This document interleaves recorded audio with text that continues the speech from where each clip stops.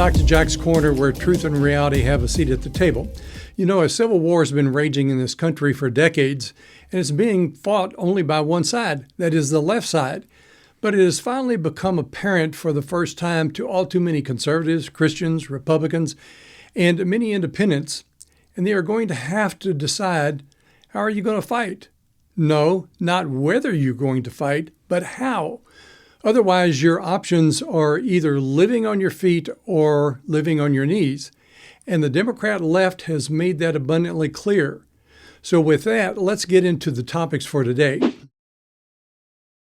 You know, in the aftermath of Charlie Kirk's assassination, it's time for those on the right side of the political spectrum to become honest with themselves, that you have been in the midst of a war and you have not been fighting. You have been AWOL. You've been missing from action. You have been living in denial and the delusion that the left and the Democrats would come around and be sensible. Seriously? In reality, folks, it's been our side of the equation that have not been living in reality. You have allowed an historically murderous and violent type of people into power, and they are out to kill you and take from you the freedoms that you have. I've already spoken on Charlie Kirk's death, and once again, it is the psychos on the left that have brought this tragedy about. Folks, you just cannot reason with irrational people. Now, that might sound admirable that we attempt to have dialogue, but even the Bible tells us not to argue with fools. But there is a deeper problem, and it's not just the left and the Democrats. Yes, they are bad, corrupt, and the godless hedonist authoritarians that they are. But you knew that.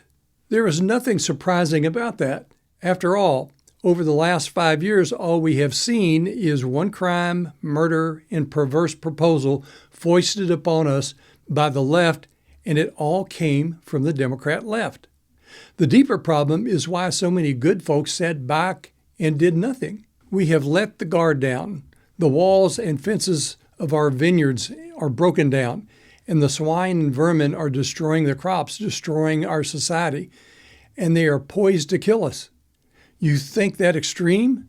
Well, you are ignorant of history and detached from reality today if you think that too strong. Let me make this very clear. If there were only one Christian left in the world, the whole world would take up arms to destroy that one Christian, as the Christian would stand as an indictment as to the corruption and the wickedness of the left and their impending damnation. The heathen rage for a reason. They know their destiny, so they intend to destroy as much as possible on their way out. The bullet that hit Charlie Kirk was meant for you. It is also a reminder to you as to how lax we have been in dealing with the perverse and deviants, such as the transgenders, as if that was somehow just a normal subset of our society. It is not. It is a mental illness, as is liberalism and the Democrat left, and it must be dealt with. That sick part of our society is far advanced in their plans to destroy you. They said that Charlie Kirk deserved what he got, and that is from our elected leaders. By extension, they are telling you that we are next. So let me segue and ask you, what is a leftist? In speaking with Steve Deace last week in D.C. of the Steve Deace Show on Blaze Media, weekdays from noon to 2, we talked at length about the core of the problems we face, and it boils down to two worldviews. It stems from a godless, atheistic worldview where one's rights come from men and have gained power over others such that their dictates can be enforced with the use of force, and another worldview is where all rights and freedoms are transcendent and come from God. The bottom line is that you have a cult of death versus the God of creation and all that he has ordered, where man is not only made in God's image, but is ordered to conduct their lives in celebration of the life God has given and ordered. In our traditional times, the left has distinguished themselves as free from traditional moral constraints and rather adheres to philosophies more akin to psychosis, inasmuch as what is promoted by the left is detached from reality. The left's paradise is their obsession with the here and the now. That is, there is no tomorrow for them.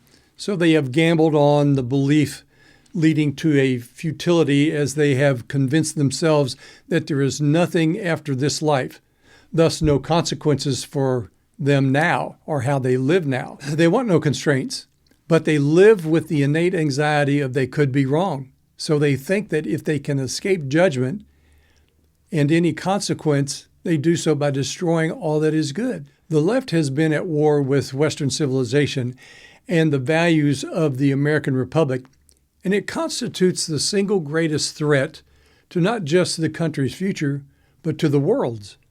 Remember, we have allowed this poison, this weed, to grow unchecked before, resulting in Hitler, Stalin, Mao Zedong, Pol Pot, Castro, and the consequence of hundreds of millions that have died and been enslaved. And why? Because good people did nothing to stop it. The beliefs of the left manifest themselves in a number of ways that are chaotic. They are emotionally unstable people whose attitudes are authoritarian and intolerant to the extreme. It is easily tested by asking a simple question of a leftist on any cultural issue, and you will instantly be met with indignance manifesting in name-calling and ad hominem attacks.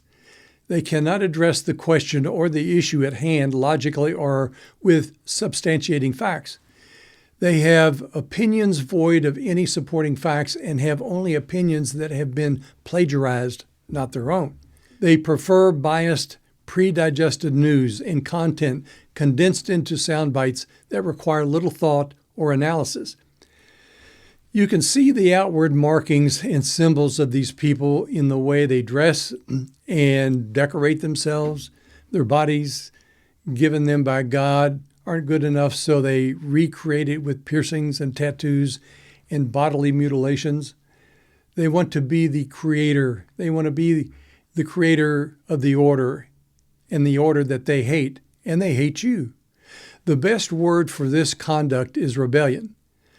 They rebel against creation and any established order, much like a rabid animal thrashing about its habitat and against anyone in their way. They are easily triggered by words or even your appearance. Anything that threatens their worldview, such as you breathing, is a threat because their worldview is so fragile because it is not built on reality. It is a fantasy and a delusion. The slightest dissent will set them off in a tirade. Another characteristic and tool of the left is projection. They obscure who and what they are by accusation. Everything they are and what most hate, they accuse others of. Even in psychological studies, it has been found that the liberal and the left are prejudiced against African Americans and Asians, yet they are the first ones to yell and accuse others of racism. I guess the best way to sum up the left is they are everything that God hates. So that brings me to my 3 days in Washington, D.C. last week with the Conservative Policy Institute. It was an amazing time and met a lot of people and had a lot of good substantive conversations with those in leadership. You know, in the aftermath of Charlie Kirk's assassination, we have seen some in the legacy media and a lot of the talking heads saying that, well, we just all need to unite and have a discussion. News alert to the non-thinkers. You can't have a debate with someone who has no ideas. Moreover, you can't have a discussion with evil. Name one thing the Democrat left supports that God doesn't hate. I've asked this before and will ask it again here. What do the Democrat leftists offer you? You can't think of anything. I don't negotiate with evil. That is called tolerance. And in my book, America's Systemic Psychosis, I name it toxic tolerance. It's deadly. This is the time to retake the field and restore not what we have lost, but what we have basically given away. There can be no negotiation with evil lest it make you evil. Light has nothing in common with darkness, nor good with evil. So know who you are, and if you long for an eternity in peace and love, then if you compromise with the evil, then you will live with them in eternity. We are born into an evil and fallen world, and you have only two choices. fight for the good or capitulate to evil. Given the evil that created the creature that killed Charlie Kirk, you have the most important decision to make in your life. There is no middle ground, so choose. There are a lot of Christian amputees out there, and as Frederick Douglass once said, I prayed for 20 years without any answers until I put legs to my prayers. Today we have many conservatives, Christians, Republicans, and basic common sense people who are feckless against the radical, murderous, godless, communist left because they haven't the courage of their convictions nor the legs to protect their freedoms, and God will find them unworthy of those freedoms. In my time last week in D.C., I talked with a number of people in the Trump administration, and it was profoundly encouraging. Eric Teetsel, president of the Center for Renewing America, talked about the limp-wristed words of liberals in the wake of Charlie Kirk's assassination. And he said they are not real and they are not lasting. The left talk of unity, but they have no intention of being united. It's just to temporarily weather the storm.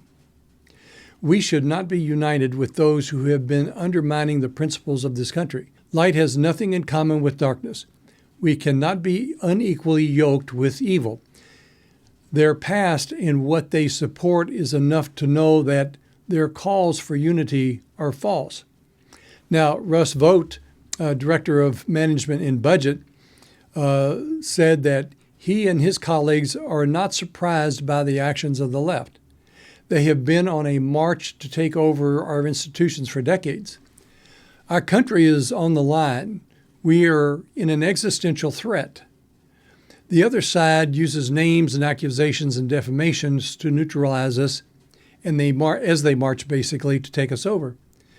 Do not back up or cower under the accusations by the left of calling you a racist or other names. You need to punch back. We had the wind at our sails, as many that I talked to from the administration said last week. But we cannot be overconfident as the toxic left is deeply embedded. Vought stated that we are up against communism. And it's amazing that it took this long for people to start talking about it openly. We won the Cold War, but we are being undermined within by the cancer of communism in our agencies, government, and universities. And we sat back and did nothing. The left didn't work to change words in the Constitution. They redefined the words. The left engineered the thought of independent agencies. And this is another thought of what's been going on and how they have marched through the institutions. They basically wanted to establish these agencies as independent. Independent of what? That's unconstitutional, but far be it of anyone on the left who want to control these agencies and who are in control of these agencies. That is why when people elect a president, they are not experiencing the changes that they voted for, because the left conned them and us into thinking that the agencies were independent. And they should be, and they're not supposed to be. We have to turn back that silly notion of independent agencies, and that is what Trump and his administration is doing, giving power back to the people. We also need to end the career bureaucrat. The president has the right to get rid of you if you are thwarting the president's agenda. And Trump is establishing that precedence. Vought also addressed the issue of government spending. It is not a requirement to spend every penny that Congress has granted or appropriated for the president to spend. Trump has been exercising this power of impoundment. We are in the process of not spending everything Congress passes. Pocket rescissions are now the new norm in our government glossary. So what that means is that if we don't have the votes to rescind a particular measure, then Trump is historically reducing spending through the rescission process. Now, we are deconstructing the weaponization of the government against the people. I had a delightful conversation with Mollie, Hemingway, editor-in-chief of the Federalist and Fox News contributor, frequently on a panel discussion with Bret Baier through the week. She said we have a hard left minority in D.C. in charge of our agencies, and they are bullies. Courage is the bold defiance of the corrupt in power, and that is what we must do. People don't follow titles, they follow courage. To call Charlie a martyr is demeaning, as he was building a movement to take back America. We are in an information war.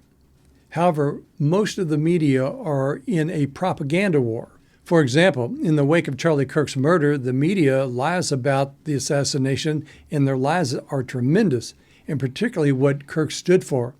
And they quote him out of context and call him hateful, exactly what they are. We are seeing so many on the left celebrating Kirk's death. People are not getting fired for what they spoke.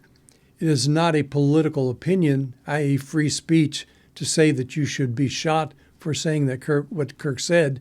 They immediately started the lies and misinformation about the assassination and the assassin, claiming that he was a conservative.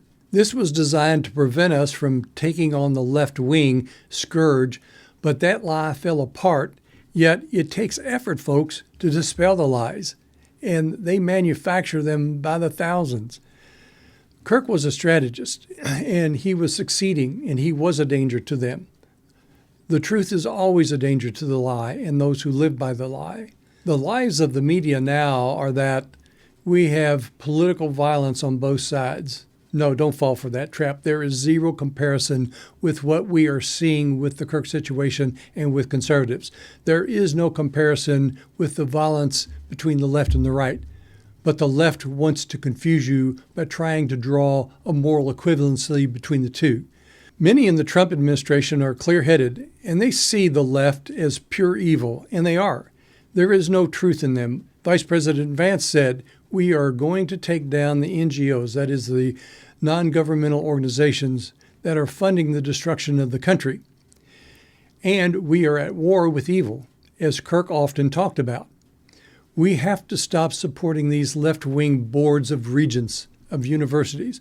We are supporting child abuse, folks, by paying professors to indoctrinate our children with lies. Now, Susie Wiles, Trump's chief of staff, gave some great insight into the president himself. She says that Trump is a voracious reader, and in print, not just digital. He reads all of his briefing papers, always well prepared, and works more than any other person she's ever known. With a rarity that is unheard of, Trump's team all gets along, and they are 8 months into the administration, and they have not had one disagreement. Wiles also enlightened us on Pete Hegseth and the difficult confirmation he has, and she says it's been worth every penny. We don't have woke generals anymore. They are gone. And we don't have any more TV generals. And she said that the group around the president is a very committed group. Trump's staff is so battle-tested that they can weather any storm, and they all work together phenomenally. Wiles also said that the midterms coming up need to be federalized this time, all around, and not just localized. In my discussions with Andy Biggs, who is running for governor of Arizona, he said he is doing well in the primary and that Arizona is a battleground state. The registration from Democrats to Republicans is going very well, and the legislature is expanding, Republican-wise. He's the only one in the primary that is polling ahead of Democrat Governor Katie Hobbs, who everyone will remember how she was a deer in the headlights under questioning, and she couldn't answer the questions. She was totally inept. Biggs told me that the grassroots Republicans are organized and pulling ahead in Arizona, and they are energized. The Democrats are demoralized, and in Arizona, Republicans have a 350,000 voter registration advantage and will soon hit 500,000 next year. So Arizona is becoming more red. And I must admit, I enjoyed a Kentucky bourbon with Representative Ralph Norman, who's running for governor of South Carolina. He said that if you want change, you are going to have to change the people in D.C. You have to change the people. He told me that on his announcement, his crowd was doubled what was expected to be, and those on the right are beginning to turn out. He is the only real conservative running in South Carolina, as the other candidates are rhinos which we must protect against.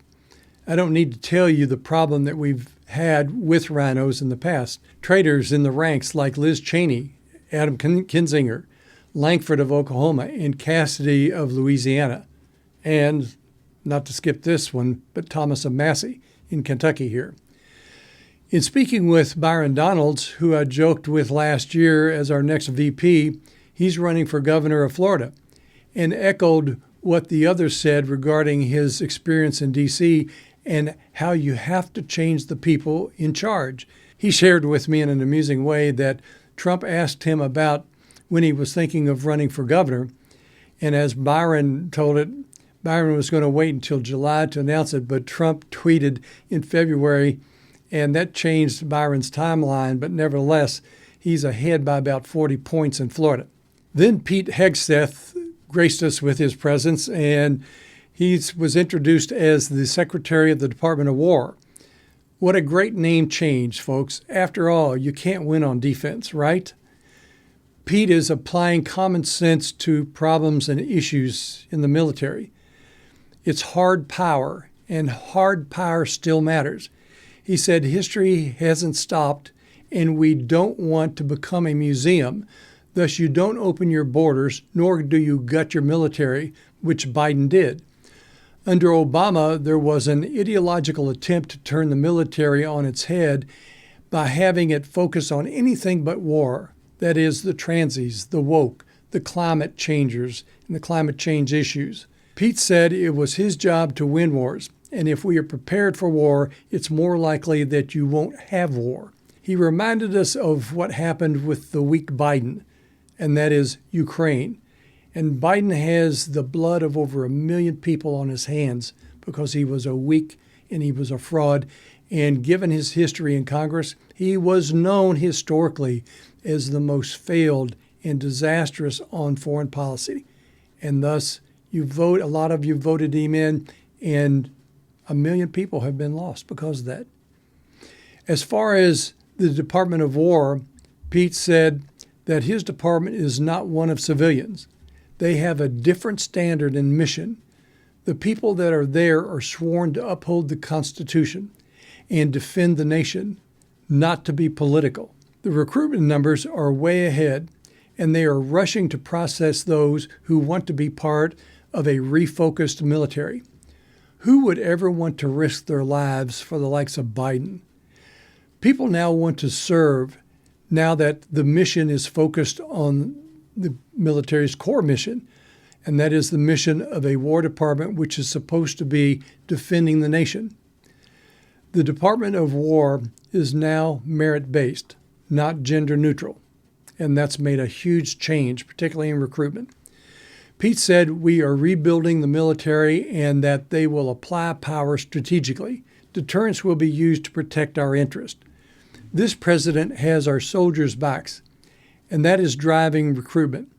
He's the type of person you want to serve. Then we have Tulsi Gabbard came to speak to us, and she said, the system is set up to keep secrets, and it took a Herculean effort to declassify the documents as to the corruption of Obama and Biden as it relates to the Russia hoax and how they tried to impair Trump's first administration. Folks, that's treason. Tell you what, Presidents 44 and 46 should be in jail.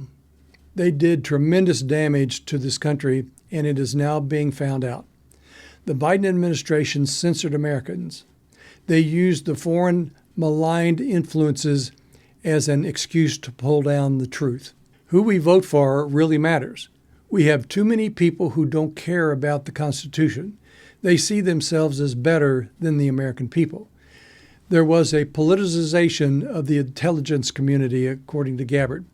And this is what is being disclosed and what is being uncovered under the Trump administration's investigations. And it's shocking and it's alarming. Okay, folks, that will do it for this episode. Thank you for joining us. I'm Jack Richardson for Jack's Corner.